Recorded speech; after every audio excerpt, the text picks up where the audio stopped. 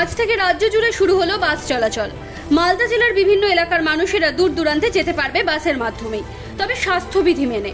জানা যায় 50% যাত্রী নিয়ে মালদার চাঁচলে আজ থেকে 4টি রুটের বাস পরিষেবা চালু হলো।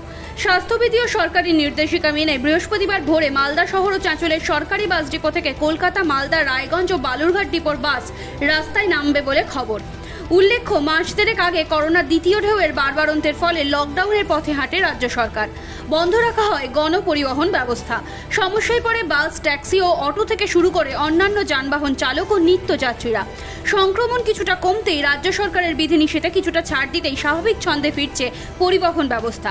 আজ 1 জুলাই থেকে চালু হলো সরকারি এবং বেসরকারি বাস পরিষেবা। গোটা রাজ্যের পাশাপাশি মালদার গৌরকন্যা বাস টার্মিনাস ও চাঁচলে সরকারি বাস পরিষেবা চালু করা হলো। 50% যাত্রী নিয়ে স্বাস্থ্যবিধি মেনে পথে নামেন চালকেরা। সরকারি বাস ডিপো থেকে রুটের বাস যথাক্রমে কলকাতার রায়গঞ্জ ও বালুরঘাট পর্যন্ত চলছে। সকাল থেকেই সীমিত যাত্রী নিয়ে বাস চলাচল করতে দেখা গিয়েছে। গণপরিবহন বন্ধ থাকায় অনেকে মোটরসাইকেল নিয়ে কাজের সুবাদে যাতায়াত করছেন। অবশেষে বাস চালুতে সবাই খুশি।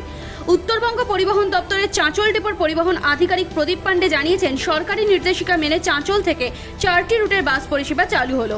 সীমিত যাত্রী নিয়ে বাস চলাচল করবে। সকল যাত্রী মাস্ক পরে স্বাস্থ্যবিধি মেনেই বাসে চড়ছেন। এসে কি দেখলেন আজকে? এসে দেখলাম বৃষ্টি নাই। হ্যাঁ, গাড়ি শুনছি, আমি কালকে খবর নিয়েছি গাড়ি যাবে। অনেকদিন পরে বাসে যাচ্ছি, ভালো লাগছে। এতদিন বাইকে করে যাওয়া আসা করেছি। এরকমভাবে চলুক, 1-2টা করে অন্তত চলুক, যাতে লোকের সুবিধা যাতে হয়। সরকারি নির্দেশিকা রয়েছে 50% যাত্রী নেওয়া যাবে। হ্যাঁ, সেক্ষেত্রে কি দেখতে পাচ্ছেন 50%? 50% তো আছে। আমি যে আপাতত যে সিটে বসে আছি 3 সিটার, 2 জন বসে আছি, মাঝখানে একটা ব্যাগ রাখা আছে। ডিস্টেন্সটা মোটামুটি যতটা পারা যায় কাভারেজ দিচ্ছি।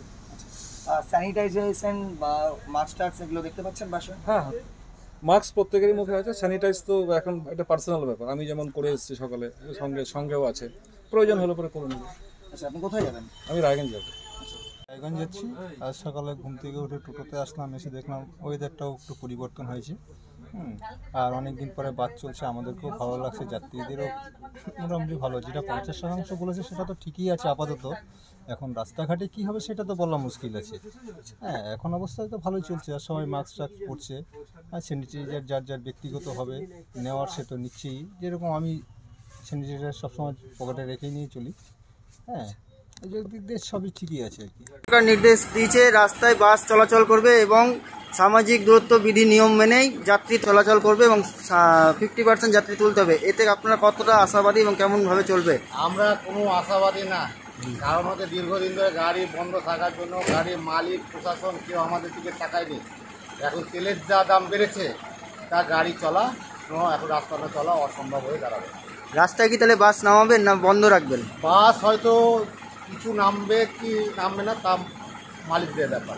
আচ্ছা, আমরা চেষ্টা করব মালিকরা যেন বলবে নামবে কি নামবে না, আমরা চেষ্টা করতে আছি। কিন্তু রাস্তায় বাস চলতে গেলে যে যাত্রীদের একটা সমস্যা দাঁড়াবে তো, যে এই সামাজিক দূরত্ব 50% যাত্রী তোলা নিয়ে বাসে কোনো গ্যাদারিং যাতে না হয়, সেগুলো নিয়ম মানতে গেলে তো একটা সমস্যার মুখে পড়তে হবে।